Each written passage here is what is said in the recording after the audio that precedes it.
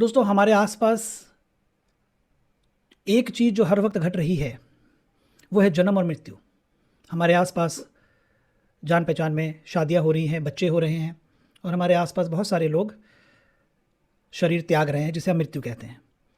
मृत्यु हमारे समाज में, इनफैक्ट पूरे विश्व में, एक बहुत ही शोकपूर्ण घटना के रूप में हम देखते हैं। एक बहुत ही ज़्यादा दुख से भर जाता है हृदय।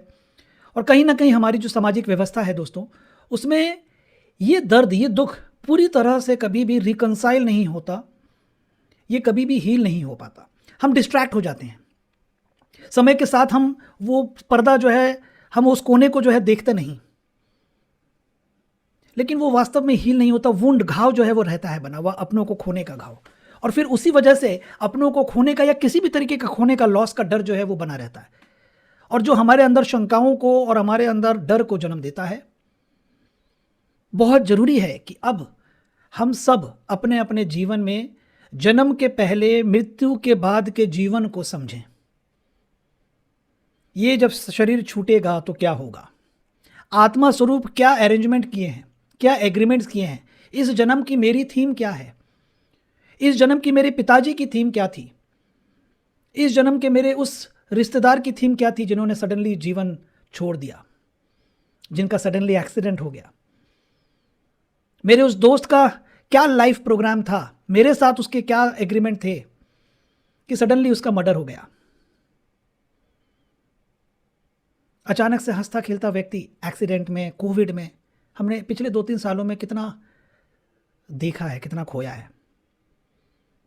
इस चीज़ को ध्यान में रखते हुए 5 दिन का, सिर्फ 1.5 घंटे रोज, जैसे आज का ये सेशन था, इस तरीके से 1.5 घंटे का 5 दिन का सेशन 16 से 20 जनवरी को मैंने रखा है। Life and death, before, after and beyond. इसमें ये जितनी बातें मैंने कही कि जन्म के पहले की यात्रा, एक आत्मा स्वरूप आत्मा की यात्रा क्या होती है, कैसे होती है, क्या एग्रीमेंट्स, क्या थीम हम लेकर आते हैं, जन्म के पहले किस तरीके से हम अपने जीवन को निर्धारित करते हैं, डिज़ाइन करते हैं, जिनको हम दुर्घटनाएं कह रहे हैं, दुख की घटनाएं कह रहे हैं, शोक और संताप का विषय कह रहे हैं, क्या वास्तव में शोक और संताप का विषय है? हमारा जीवन कैसा होगा अगर हमें पता हो कि इस शरीर को छोड़ने के बाद हमारी नियति क्या है? हमारा जीवन कैसा होगा अगर हमें पता हो कि हमारे जो प्रियजन हैं, जो अभी शरीर में नहीं, वो इस वक्त कहाँ हैं, क्या हुआ उनका इस शरीर को, इस संसार को छोड़ने के बाद?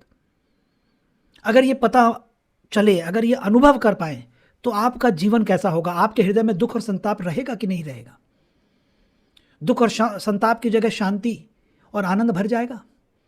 तो अगर आप ये चाहते हैं तो दोस्तों, इस सेशन को ज्वाइन करिए जरूर से। Life and death, before, after and beyond, 16 से 20 जनवरी को है। 9 से 10:30 होगा रोज रात को, इंडियन टाइम के हिसाब से। ज्वाइन करिए और अपने सभी कॉन्टैक्ट्स को, सभी कॉन्टैक्ट से मतलब आपके फ़ोन में जितने कॉन्टैक्ट्स हैं, सबको इनवाइट करिए। हर फैमिली, हर व्यक्ति इस दुख से पीड़ित है, और मैं चाहता हूं कि इस पीड़ा से हर कोई आज़ादी पाए। मैंने अपना पर्सनल एक्सपीरियंस शेयर किया। 2009 में मेरे एनलाइटनमेंट के जस्ट 1 महीने के अंदर मेरे पिताजी ने शरीर त्याग दिया। जब मैं अपने स्पिरिचुअल यात्रा में एकदम हाइट पे चल रहा था, उस वक्त पता चला सडनली कि उनको कैंसर है, लास्ट स्टेज, बचाया ही नहीं जा सकता, ऑपरेट ही नहीं किया जा सकता, इतना फैल चुका है। उसके पहले वो चल फिर रहे थे आराम से, लास्ट तक चलते फिरते रहे हैं। जब हमने पहली बार डॉक्टर को दिखाया था उनकी रिपोर्ट के साथ, तो डॉक्टर ने कहा किसकी रिपोर्ट है?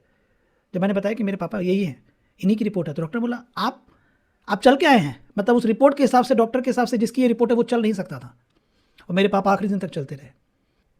तो उनका कैंसर होना, उनका ये शरीर छोड़कर जाना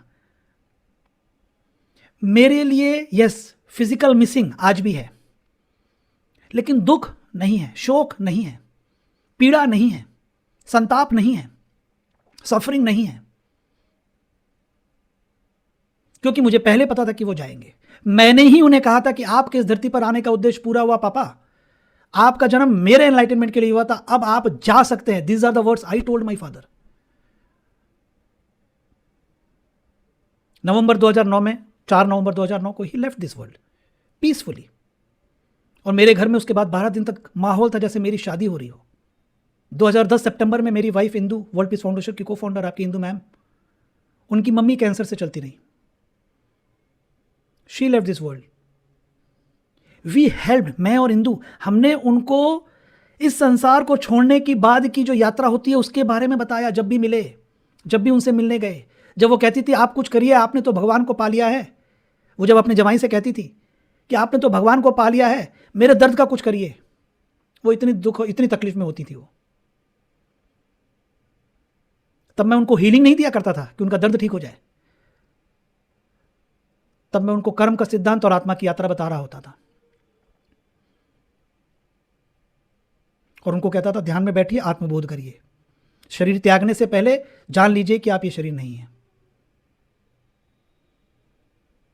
उनके जाने के 8 महीने के बाद 1 जून 2011 मेरे ससुर जी लंग्स कैंसर से वो चले गए।